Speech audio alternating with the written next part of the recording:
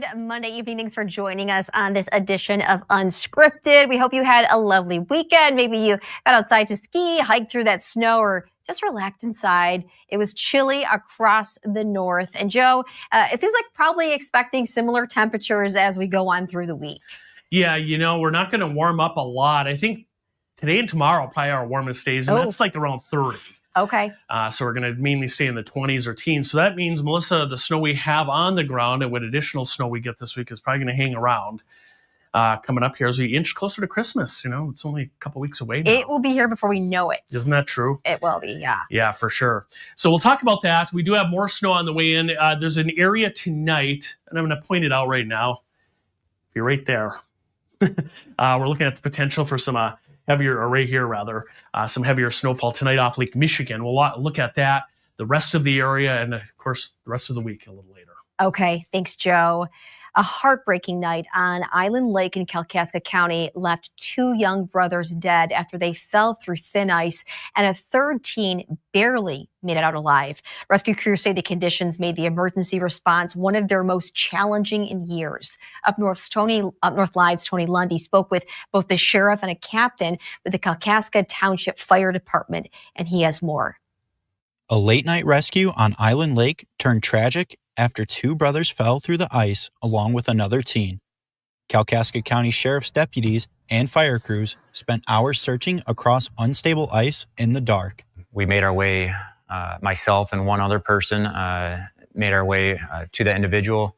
The individual was able to communicate with us and identify that there's another two individuals in the water still. We had other rescuers on their way, along with law enforcement making their way through the woods. The 14-year-old, who was with the other two victims, managed to crawl out and call for help. But firefighters still had to navigate hundreds of yards over broken ice to reach the brothers still in the water. It was such long distances. We didn't have ropes tied to us. We didn't have ropes tied to sleds. We didn't have a sled with us some of the time.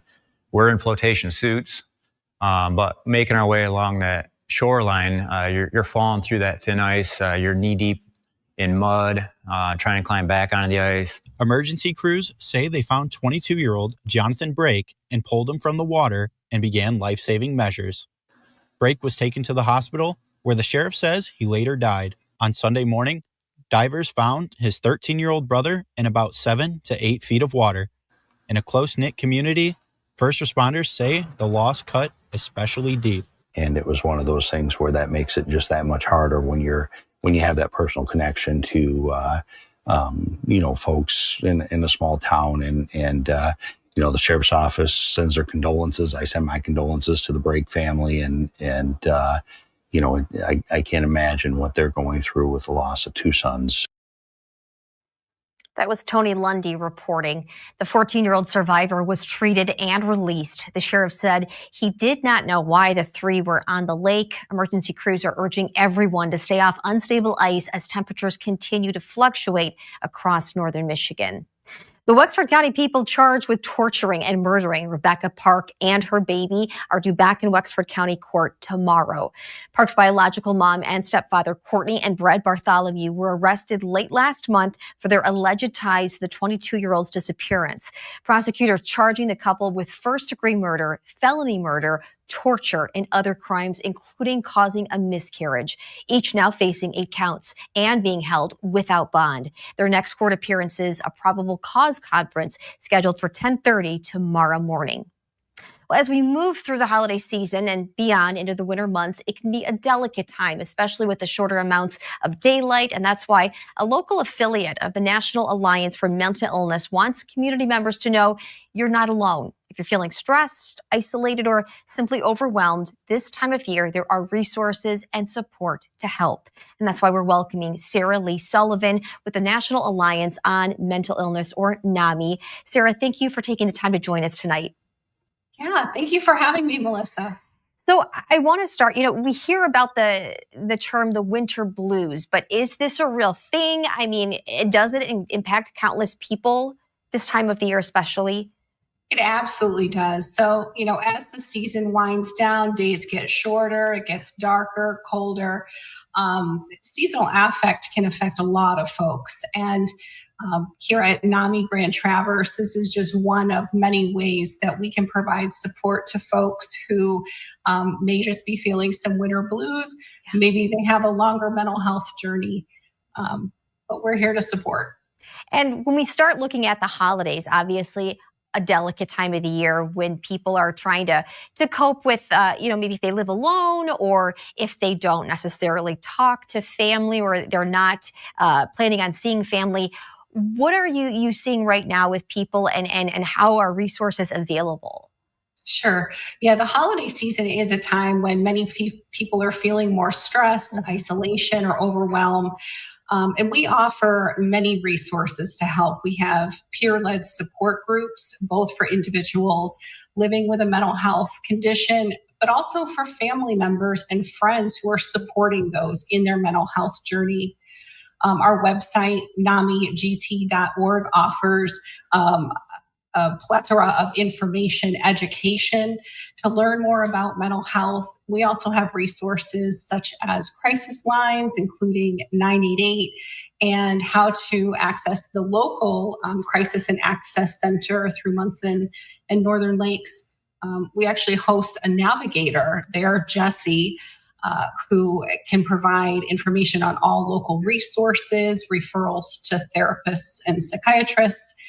There's also a calendar of the local groups that we provide.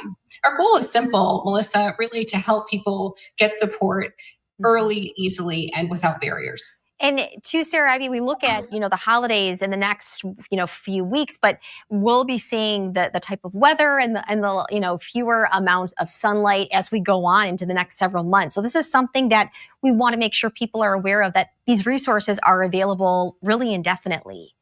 Absolutely. Yes. And largely through community support. So we rely on donations through the community and grants to keep these programs active and free of charge.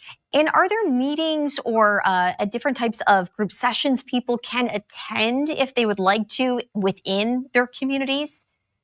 Absolutely. So locally in the Grand Traverse area, we have peer-led groups. So these are folks that are having lived experience with mental illness, that they can come together to learn coping strategies and different resources. And then we also have the family connection groups, which is geared more for the support around that individual, family members and friends.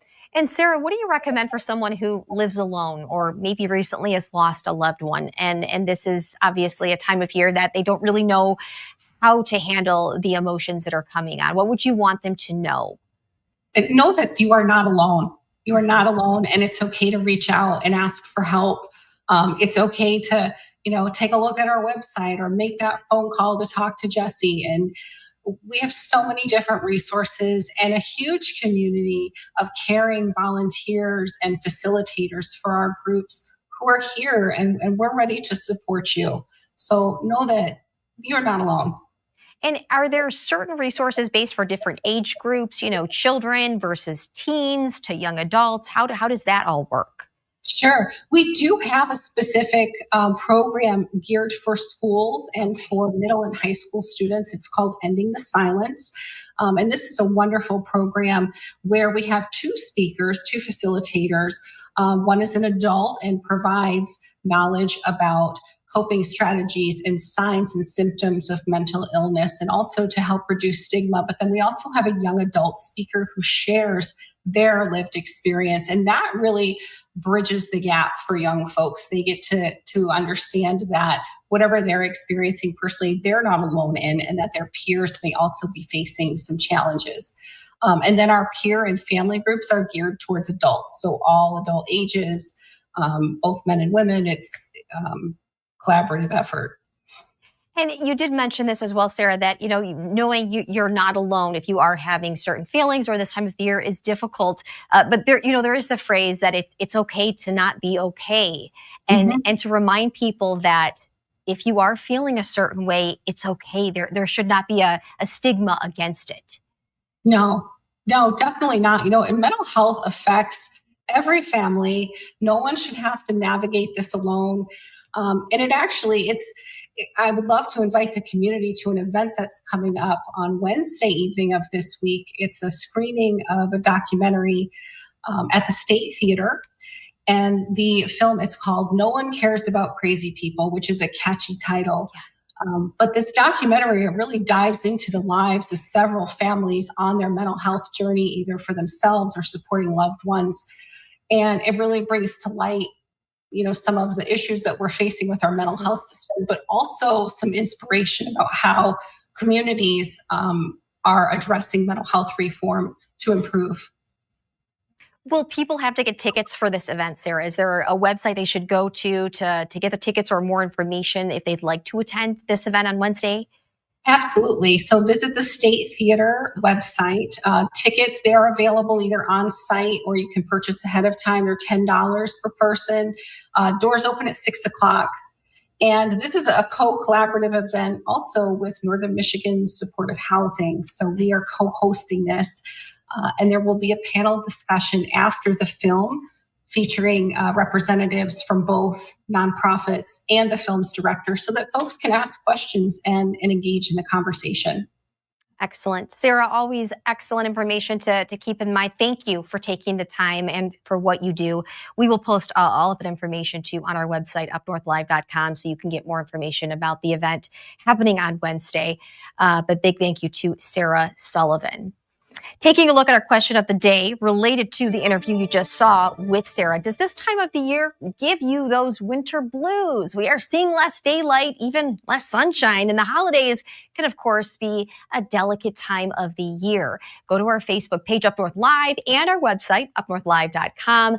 Let us know your thoughts. You can even scan the QR code right there on your screen. We'll check out those responses coming up a little bit later in the show. Well, as the temperatures start to drop below freezing, it's important to know what condition your roads are in here in Michigan. So the the Michigan Department of Transportation explains that when the weather starts to drop under 20 degrees, road salt alone becomes less effective, and it could actually cause more ice.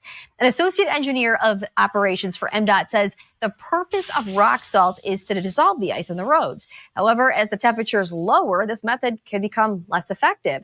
For example, the amount of rock salt needed to effectively melt the ice and keep it from bonding back to the road is extremely high. So many snow plowing agencies are now using a mixture of rock salt and sand to help drivers gain more friction on those roads. Anything below about 10 degrees, it really starts to lose its effectiveness.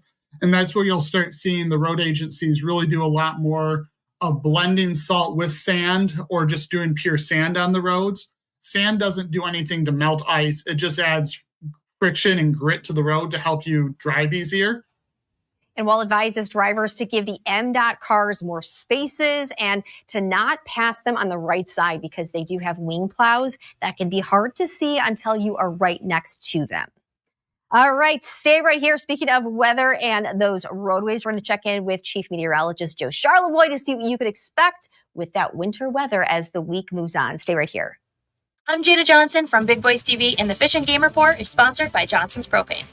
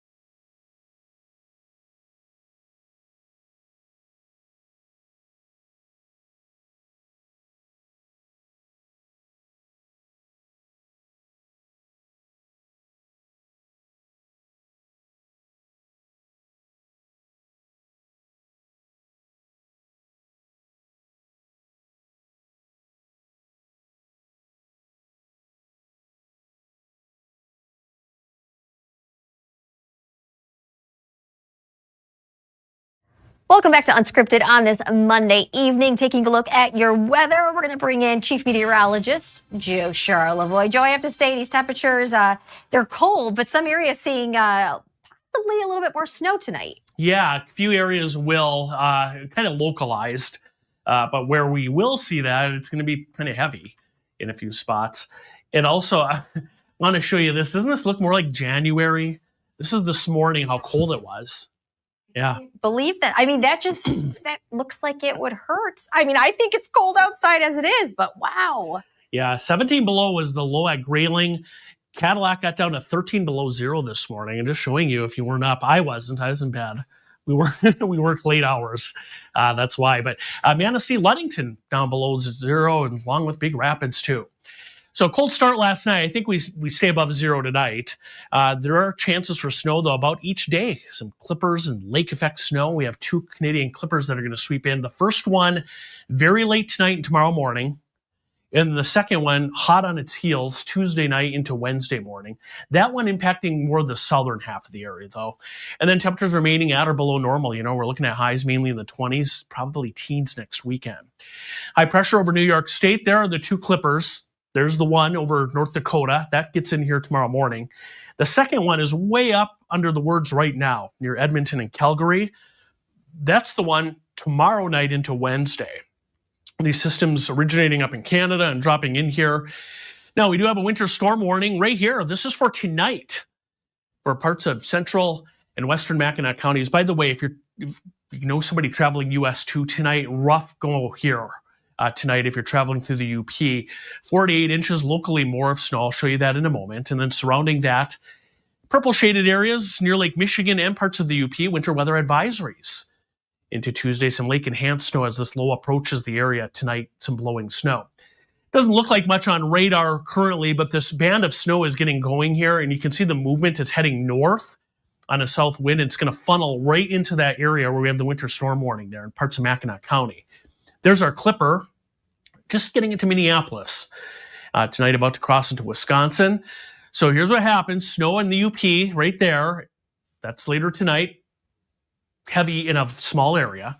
Here's our clipper tomorrow morning. Kind of messy in the morning if you've travels. Then that tapers off. That's system 1. Here comes number 2 right there. That's tomorrow night. Now, if you take a Traverse City Alpena line, most of the snow will be south of there. And then that low moves on. And then behind that, maybe a couple peaks of sun Wednesday, and then Wednesday night and Thursday, a few lake effect snow showers. I don't think a whole lot, though. Long-term, big-term snow, there's tomorrow, 2 to 4 inches. There's the additional snow south with that next system coming in. So everybody's going to get snow. I want to zoom in the eastern UP tonight. Very localized area. This is what we were talking about with that winter storm warning tonight through tomorrow afternoon. Knob and Wangan and Garnett. 9 to 11 inches of snow potentially, even up toward Halbert. But that's coming in not off Lake Superior, that's coming in off Lake Michigan tonight. Very localized area. Tonight, teens and 20s, lake effect snow in the UP, we just showed you where, mainly west of I-75. And then tomorrow, morning snow, messy in the morning, tapering off, highs mid-20s to around 30 degrees tomorrow. With that snow tapering off. But yeah, in the morning, could be a bit messy out there. Leland, your high 29 tomorrow, along with Houghton Lake. And Roscommon, same thing, Cadillac Lake City, 29. Morning snow tapering off. I'll look through next Monday. Snow showers, not a lot Wednesday and Thursday, but there'll be some around. And then look at the temperatures next weekend. Highs mainly in the teens to around 20, Melissa. So, we said this a week ago. Not much has changed. Winter weather kind of hanging on here. It is hanging on. All right. Thanks, Joe. Coming up, sports director Harrison Beebe is out shooting high school basketball tonight. And we have a preview of those and more happening in the college basketball scene coming up after the break.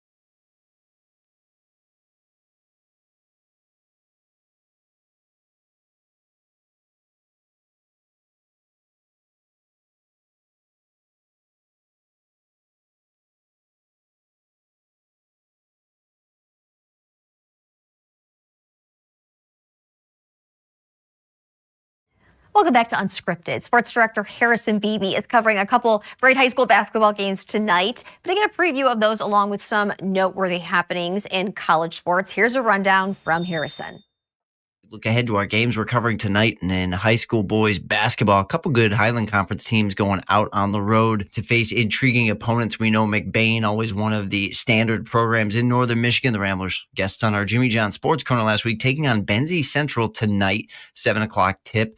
And down the road in Onekama, we know the 2-0 Portagers are going to host a Pine River team that's brought back a lot of talent from a year ago. So a couple great high school games on tap for this evening, and we'll get you highlights from both those games tonight during sports at 11. In college basketball, some noteworthy movement in the Associated Press top 25 polls for the week. Michigan knocking at the door of being the top-ranked team in the nation, but they still fall behind Arizona in the polls. Both teams 8-0, and Michigan has looked dominant so far this season, but it's Arizona getting the call to be number one this week. The reason those two are at the top is because previously ranked number one Purdue got bulldozed at home by Iowa State on Saturday, and Michigan State falls to number 9 after you see pictured number 3 there, Duke. The Blue Devils went into the Breslin Center and beat the Spartans in a close one on Saturday. And looking ahead to bowl games, we're going to talk about the Wolverines in one of the spotlight contests that is not involved in the college football playoff, that being the Citrus Bowl. That'll be New Year's Eve, a 3 o'clock kickoff down in Orlando. The Wolverines facing Texas, 2 9-3 teams. We know 2 MAC schools from the state are also going to be in bowl games.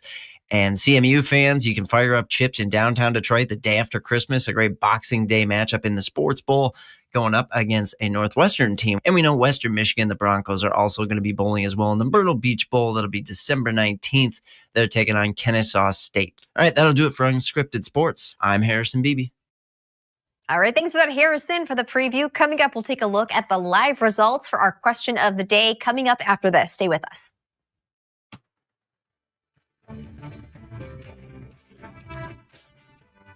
Salon services are furnished by Epiphany Advanced Academy in East Acme.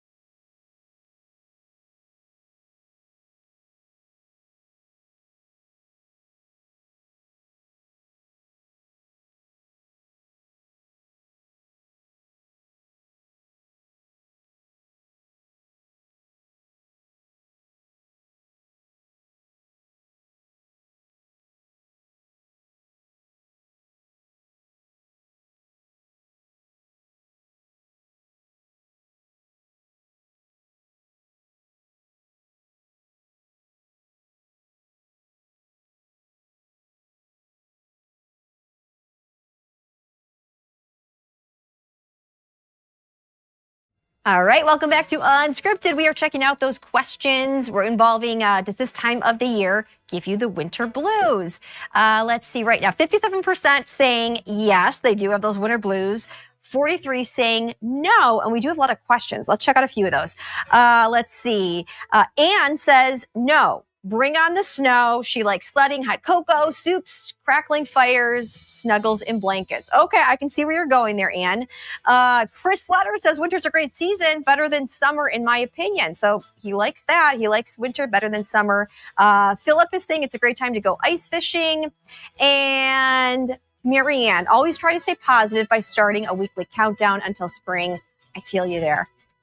Thank you so much for responding in your comments. Thanks for tuning in tonight. We'll have much more news and weather coming up tonight on Up North Live News at 11. Have a fabulous evening.